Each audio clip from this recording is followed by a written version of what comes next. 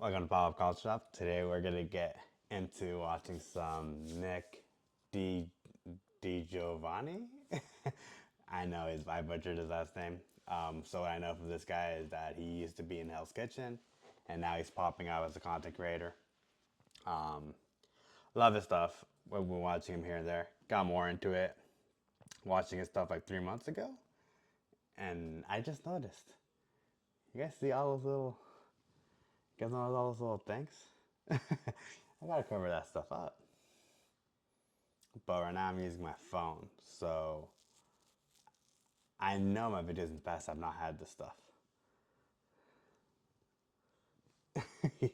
Alright, I'll get it. I'll try to work on getting that stuff removed, or just putting a little overlay. My overlay might be the easiest thing to do. Alright, the video is I ate the world's best sushi. I'm a big sushi guy. I know people don't like the raw fish, but I like it. I personally like it. I was the only one in my family that enjoyed it for the longest time. By now I know my sister likes it as she got older. But when we went to the all-you-can-eat places, my parents would be in disgust because I'm like, oh, that shit's not cooked. Alright, let's get into it. I flew all the way to Japan in search of the world's best sushi. I'll be eating this Michelin-starred sushi that costs $1,000 per meal, this $100 Wagyu sushi, and even sushi served from a conveyor belt. But we're starting our trip on a bullet train with a Toro bento box. Some of the best and highest end tuna you can get in the entire world. You can tell just by looking at it how high quality this tuna really is. And it is delicious. And I never thought I'd be eating sushi while traveling 300 miles an hour, but we're only... Can you really call a bento box? Oh, I guess it has the fish, right? I'm like, is it really a sushi if it's not? Can it be called sushi if it's not in a roll? Deconstruction sushi I've had all the time. That's basically why I make it at home, just because rolling it is a pain. Not gonna lie to you. So I do have like little molds that make the rice balls and everything, make it a little more simpler. But yeah, I do this all the time at home. Almost at our stop, and I hear 7-Eleven has fantastic sushi as well. I'm gonna do some light reading until we arrive. Level 2, 7-Eleven sushi. I've never been in a 7-Eleven outside of the United States, and I hear they're wonderful. I can't believe I'm buying sushi from a convenience store, but I'm excited. Okay, I'm gonna grab one of these salmon roe onigiris. I'm gonna try one of these sushi rolls. I'm also gonna grab this fish paste and mayonnaise sushi. This is a great haul. Arigatou gozaimasu. Let's eat. First up, we are gonna try the salmon roe and soy sauce. This I fucks with like a lot. I get this stuff at the local Mitsuwa here in California. Heavily fucks with it. If I can, I would actually have this at least 2 or 3 times a week as is. It's just so good. Have 2 of those, you're set for a meal. Onigiri. They separated the seaweed from the actual rice so the seaweed didn't get soggy. That's so...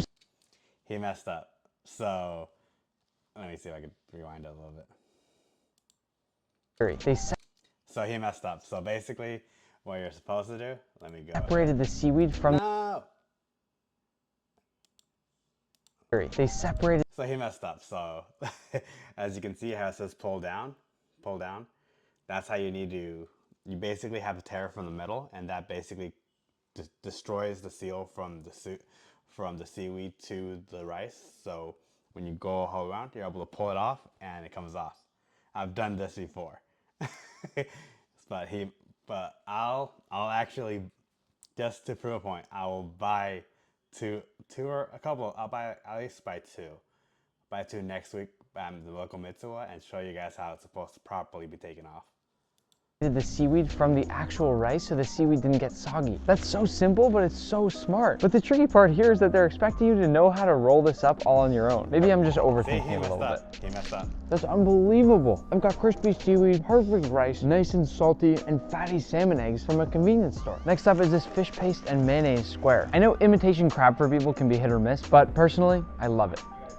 This one is literally just a perfect bite of this beautifully flaky fish. Once again, incredibly well cooked rice and a little bit of mayonnaise to smooth it all out. This is making me want to move to Japan. Next up, the tuna sushi roll with soy sauce. So once again, this looks like they have the sushi roll separate from the seaweed, but this one opened up way easier than the last one. Tell me that that doesn't look like the perfect sushi roll. This roll right here cost me less than $2. Messed it up again, but this one's only sold at Tokyo Central, so I'll for sure show you guys the hand roll, but this one, he messed up as well when it comes to unpacking it. Like, it even has numbers. Like, the stuffs even have numbers. The perfect sushi roll. This roll right here costs separate from the seaweed, but this one opened up way easier than the last one. Tell me that doesn't look like the perfect sushi. It needs to smooth it all out. This is making me want to move to Japan. Next up, the tuna sushi roll with soy sauce. So once again, this looks like they... Okay, here you can see, third step. So you're supposed to go ahead and They have the sushi roll separate from the seaweed, but this one opened up way easier than the last one. Tell me that doesn't look like the perfect sushi roll. This roll right here cost me less than $2. Whereas back home in the United States, if someone cut this up, this would probably cost $15. I will say there's not a whole lot of tuna in there, but I don't really care. That 7-Eleven sushi was fantastic, but I just realized we're late to our reservation at the Conveyor Belt Sushi restaurant. Luckily, my friend Linja saved the day with a quick and easy way for us to make it there on time. We're playing Mario Kart through the streets of Tokyo in real life to get there. Not bad.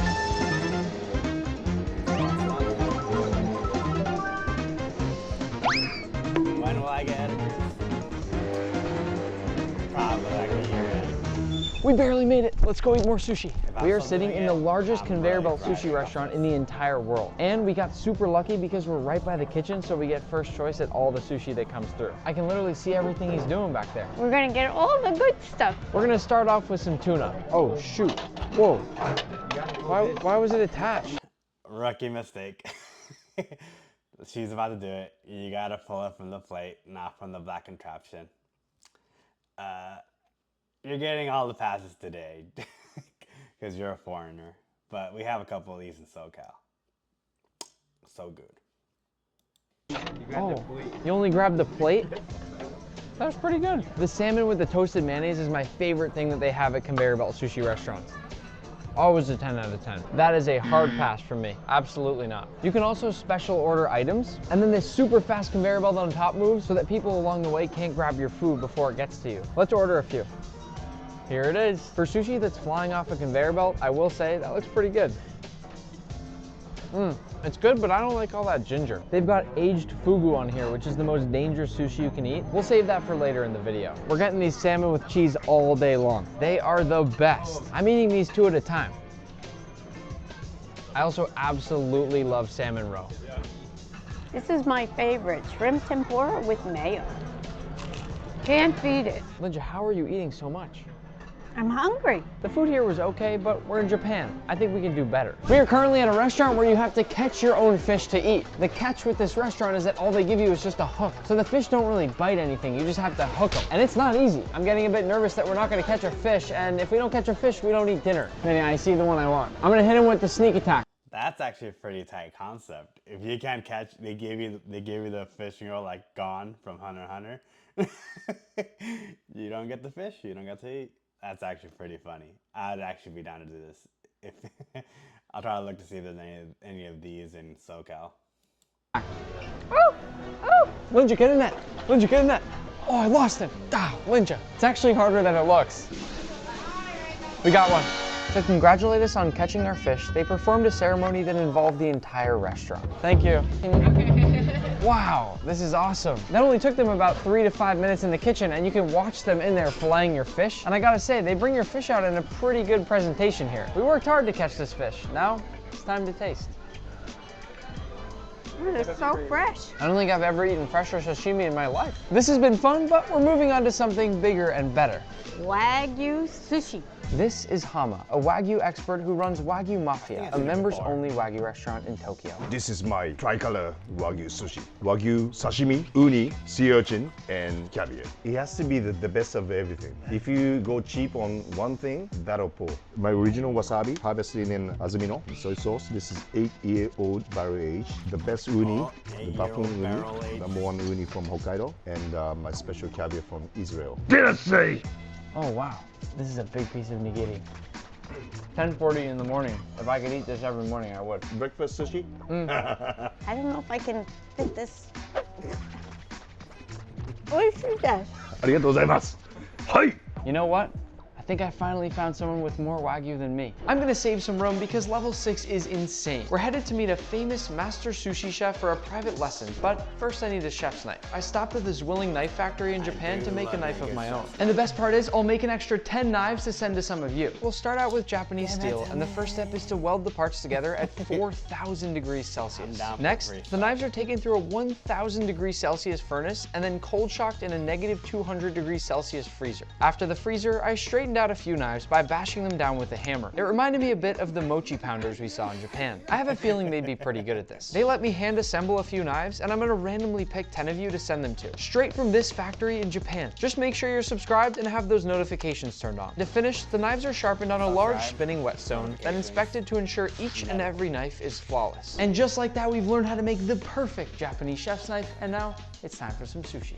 Today we'll be getting a sushi lesson from Chef Hiro, one of the best sushi chefs in all of Japan. The three of us are gonna watch carefully as Chef Hiro shows us how to make the perfect nigiri. 今日はこれは宮城県の天然本マグロです。これは本マグロの一番いいところ、ペンミって言います。これでいくらですか？ないでしょ。Chef Hiro cut with long strokes, starting from the back of the knife to the front, using as much of the blade as possible with each slice. As he gets close to the bottom, he turns the knife and cuts straight down. This, he says, is the proper technique. It's like we're all back in high school. Chef Hiro says that anyone can become a great sushi chef with study and practice. These days, even if you don't work in a restaurant, you can learn on YouTube. To prepare the nigiri, first wet your hands so the rice doesn't stick to them. Next, gently roll it around to add in some air. Make sure you place the cut mark at the front of the nigiri. Flip the fish over and coat it with fresh wasabi, then place down the rice. Press a hole with your thumb to add in even more air. To finish, flip the nigiri over and use your fingers to tighten up the edges. Now that we've gotten a sushi class, it's our time to try. I'm feeling very nervous. We each took turns following Chef Hiro's instructions to the best of our ability. Even though he was a great teacher, having a master sushi chef watch us make our nigiri was stressful. Finally, it was time for Chef Hiro to rate our sushi. 2点。4点。 Oh, I got you, Bayashi. 10点。 What's that? 10。 I got you, Linja. Oh. Chef Hiro is best teacher ever. ありがとう。 With our sushi making lesson complete, we are now headed to try something called stand-up sushi. Hidden downstairs in the secret underground area is a place called Stand-up Sushi. Let's go check it out. What's your name? Yoshi. Yoshi, sushi, oishi. So the first piece we're getting is Hokkaido hairy crab. The crab may look a little scary, but the meat is extremely sweet. So with this, you use your fingers, your hands to eat. Holy It's delicious. Oishi. Noji! Yoshi, sushi. The second piece is shrimp with a bit of soy sauce on top. It's so sweet. Next up we have chutoro, which is the medium fatty tuna. Oh my god. A little spicy too with the wasabi. It makes total sense that we're at level 7 right now. Just watching the way his hands move, this is definitely the most advanced sushi we've seen so far. You can tell he's a true master. This one was just moving a second ago. Super cool, huh? Yeah, it is. Every experience is so special. I love it. Is this your favorite? Number 1. This is number 1. Yeah, aburi no kato. What's that mean? When he just made this piece, he went and seared it in the back, and he called himself the searing master. Aburi no kato. Wow. Wow. That was top 3 bite of sushi I've ever had. Yoshi, sushi, oishi. We're gonna go get some sleep because we're waking up at 4 in the morning to go to the fish market. For level 8, we visited the largest and most exclusive fish market in the entire world. We woke up early to meet a friend of mine who works at the market, then tossed on our boots and undercover gear and set off to find some of the best sushi we probably ever taste. As we walked through, I couldn't believe what laid before my eyes. The fish market was 4.3 million square feet. They had every type of seafood imaginable. I literally felt like a kid on Christmas morning. We eventually found an area with tons and tons of tuna, which, just like the sea urchin we'll see shortly, is sold through an auction early each morning, some of which sell for up to $3 million for a single tuna. Eventually, we headed to the best uni vendor in the entire market to see if we could buy ourselves a nice tray. They opened a number of different trays for me to look at, and even cut me a few small samples to give them a taste. If you've never tried uni before, it's buttery, slightly salty, and very delicious. It cost me 28,000 yen, or about $200 US, but my trip to the market didn't yet feel complete. As we left the uni area, we passed by a tank of the biggest crabs I'd ever seen. tiny. That thing is huge. These were Japanese spider crabs and I couldn't help but try one out. We purchased the crab, then carried it to the back of the fish market to cook it up. To cook the king crab, we heated up a massive pot of water and boiled it for about 20 minutes. What we're gonna do with this crab is place it down on the counter, and then we'll take our incredible uni that we bought earlier and eat this with the crab. To eat this, I'm breaking off one of the legs, then I'll crack it and pull out those tendons, crack it again, and hopefully that meat will come clean out. And this right here might possibly be the best bite of sushi I ever have. Cheers. That's crazy. I'm just hunched over a box in the back of a Japanese fish market, eating some of the best food and sushi I've ever had in my entire life.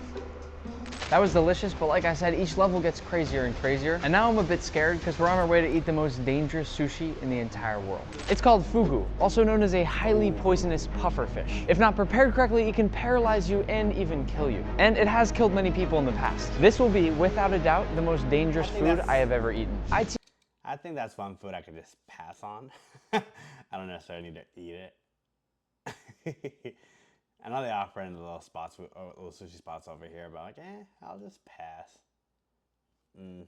Even though I am an advocate for trying everything once. I've seen quite a few live pufferfish at the fish market, so I could only hope that the chef tonight had gotten it safely and responsibly from there. So the chef said this restaurant has been doing this for 47 years, and that this pufferfish is wild. It's not farmed, it's from the ocean, which actually means it's even more dangerous to eat. They finished preparing the sashimi and served it to us with a squeeze of lime juice, along with a special sauce containing some chives, radish, chili powder, and soy sauce. For some reason, I trust the chefs back there, but I am a little nervous. I'm not. This could kill us.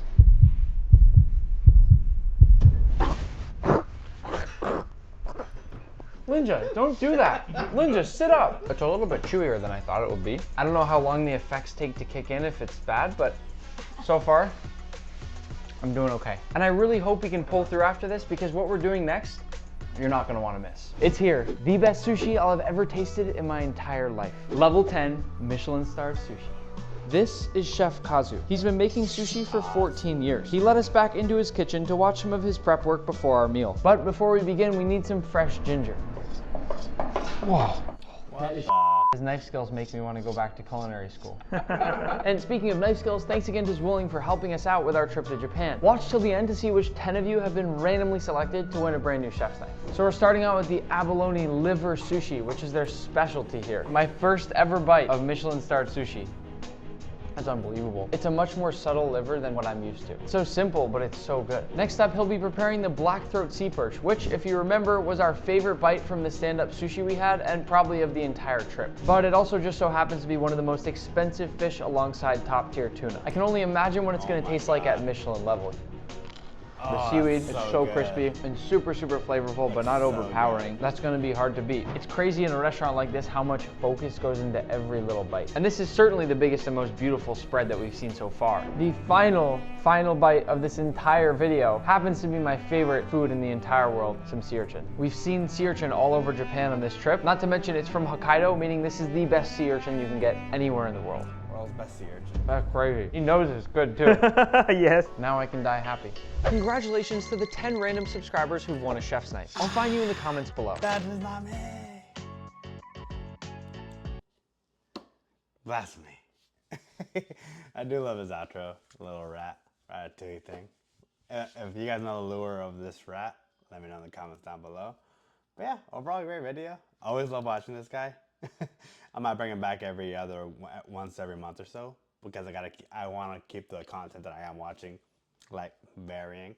And I'm actually happy about it because by watching it for a video on YouTube, I'm limiting what I'm actually watching now. So I like that a lot. So what do you guys want me to react to next? Tell me in the comments down below. And take it easy.